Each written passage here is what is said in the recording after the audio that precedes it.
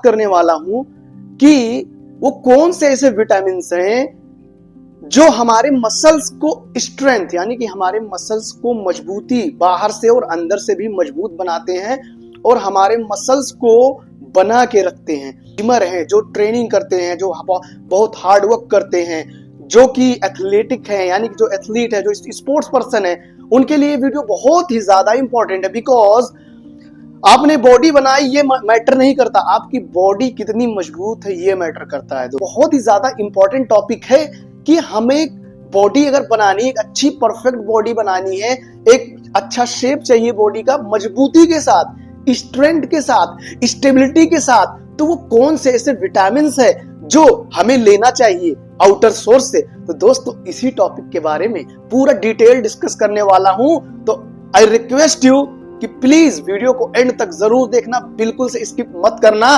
और अगर आप मेरे चैनल में नए हैं तो प्लीज आई रिक्वेस्ट यू कि मेरे चैनल को आप सब्सक्राइब जरूर करिए ऐसी वीडियोस के लिए, क्योंकि मैं ऐसी वीडियोस बनाता रहता हूं। तो चलिए दोस्तों स्टार्ट करते हैं।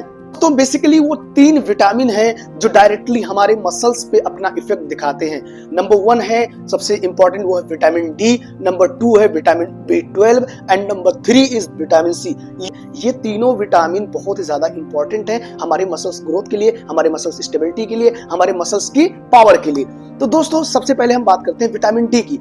तो दोस्तों विटामिन डी जो है, विटामिन डी का काम क्या है? विटामिन डी करता ये है कि हमारे कैल्शियम के एब्जॉर्प्शन को बढ़ा देता है। और कैल्शियम जो होता है हमारे मसल्स के कॉन्ट्रैक्शन और रिलैक्सेशन के लिए बहुत ही ज्यादा इंपॉर्टेंट रोल अदा करता है। अगर कैल्शियम की मात्रा कम होगी तो हमारे मसल्स में कॉन्ट्रैक्शन नहीं होगा। जब कॉन्ट्रैक्शन नहीं होगा मसल्स में तो दोस्तों हमारे मसल्स इंजर्ड हो जाएंगे। अब जैसे मान लीजिए हमने कोई वेट उठाया, अब ये क्या हो गया, ये देखिए मसल्स में क्या हुआ, कॉन्ट्रैक्शन हुआ। अब मैंने छोड़ दिया, ये रिलैक्सेशन हुआ, ये कॉन्ट्रैक्शन हुआ, ये रिलैक्सेशन हुआ। तो ये जो कॉन्ट्रैक्शन रिलैक्सेशन का काम है ये करता कौन है? ये करता है कैल्शियम। कैल्शियम क्या करता है? कॉन्ट्रैक्शन और रिलैक्सेशन को बहुत अच्छे से मेंटेन करता है। तो दोस्तों जो कैल्शियम का एब्जॉर्प्शन पावर है वो विटामिन डी की वजह से बढ़ जाता है बॉडी में। तो जब विटामिन डी की मात्रा कम रहेगी तो कैल्शियम का एब्जॉर्प्शन बहुत स्लो होगा। तो कैल्शियम की कमी होगी तो क्या होगा, जब हम कोई वेट लिफ्टिंग वाला कोई भी हार्ड टास्क करेंगे तो क्या होगा, उसमें हमारे मसल्स स्पाज्म होने की प्रॉब्लम हो सकती है, हमारे मसल्स इंजर्ड हो सकते हैं, हमारी मसल जो ग्रोथ तो हो गई है लेकिन वो हमेशा बहुत दिन तक वो मसल्स नहीं टिकेंगे because of the less of the calcium.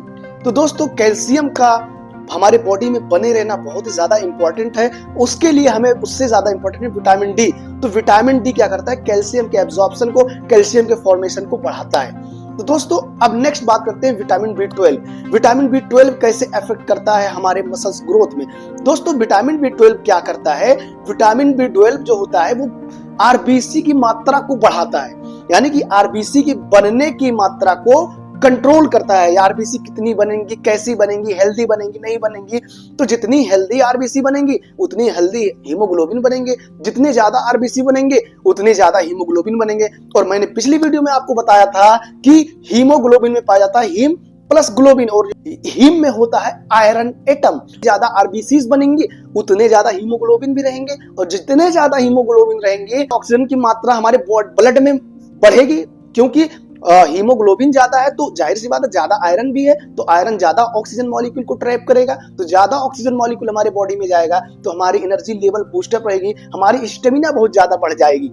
अब दोस्तों अगर बात करें विटामिन सी की, विटामिन सी कैसे हमारे मसल्स में अपना इफेक्ट दिखाता है? तो दोस्तों मसल्स की स्टेबिलिटी के लिए सबसे ज्यादा इंपॉर्टेंट है कोलेजन। हमारे मसल्स में पाए जाते हैं कोलेजन। ये जो मसल्स हमारी एक जगह पे फिक्स हुई है ये कोलेजन की वजह से फिक्स है। अगर कोई हैवी टास्क कर रहा है बंदा, कोई ज्यादा एफर्ट कर रहा है तो उसको कोलेजन की मात्रा बहुत ही ज्यादा चाहिए कंपेयर टू उसके जो एक नॉर्मल एक्टिविटी कर रहा है। कोलेजन फॉर्मेशन जो होता है वो विटामिन सी के थ्रू होता है हमारे लीवर में, यानी कि अगर विटामिन सी की कमी रहेगी तो कोलेजन कम बनेंगे, और कोलेजन कम बनेंगे तो उससे भी क्या होगा, हमारे मसल्स की स्टेबिलिटी कम हो जाएगी, हमारे मसल्स की जो मजबूती है वो कम हो जाएगी। तो इसलिए विटामिन सी भी लेना बहुत ही ज्यादा इंपॉर्टेंट है। अब दोस्तों अब बात कर लेते हैं कि ये जो मैंने तीनों विटामिन की बात की, अब इनके सोर्स क्या हैं? तो दोस्तों अगर मैं विटामिन डी की बात करूं तो विटामिन डी का सबसे बेस्ट सोर्स है रेड मीट, जितने सारे बकरे के गोश्त हैं, भैंसे के गोश्त हैं, ये हो गया, और फिश हो गया, ये सारी मछलियां हैं। उनमें तो गाय के बारे में बात डिस्कस नहीं करेंगे, बिकॉज ऑफ द रिलीजन, हमारे हिंदू भाई की आस्था है, तो हम गाय से रिलेटेड कोई बात नहीं करेंगे। तो रेड मीट में बफेलो आप खा सकते हैं, मीट आप खा सकते हैं, और अब तो भेड़ खा सकते हैं। तो ये हो गया। और अब आगे मैं बात करूं शाकाहारी है, उसको कहां से मिलेगा? Vitamin D. तो दोस्तों शाकाहारी के लिए सबसे बेस्ट सोर्स है वो है मशरूम। जितने सारे मशरूम है उसमें भी विटामिन डी की मात्रा बहुत ही प्रचुर मात्रा में पाई जाती है। दोस्तों अब आगे मैं बात करूं विटामिन B12 की, तो विटामिन B12 कहां पे मिलेगा? तो दोस्तों विटामिन B12 जो है वो मिलेगा, वो भी आपको मिलेगा रेड मीट में। रेड मीट में विटामिन B12 बहुत ज्यादा प्रचुर मात्रा में पाया जाता है। और आगे मैं बात करूं तो डेयरी प्रोडक्ट लाइक योगर्ट, दही में बहुत ज्यादा विटामिन B12 पाया जाता है। तो दोस्तों ये दोनों बहुत ही अच्छे सोर्स हो गए। शाकाहारी अगर हैं आप तो दही खा लीजिए, और अगर आप मांसाहारी है तो आप रेड मीट खाइए या फिर दही खाइए। दोस्तों अगर मैं विटामिन सी की बात करूं तो जितने सारे सिट्रस फ्रूट है, सिट्रस फ्रूट में क्या आ जाएंगे? सिट्रस फ्रूट में नींबू, मौसमी, संतरा, जितने सारे खट्टे पदार्थ हैं उन सारों में ही विटामिन सी बहुत ही प्रचुर मात्रा में पाई जाती है। तो जितने सारे सिट्रस फ्रूट है उनको आप इंक्लूड कर सकते हैं। और आई होप कि दोस्तों आपको ये वीडियो पसंद आया होगा। दोस्तों अगर आपको ये वीडियो पसंद आ रहा है तो प्लीज मेरे चैनल को सब्सक्राइब जरूर करिए। ऐसे वीडियोस के लिए मिलते हैं नेक्स्ट वीडियो में। Thank you.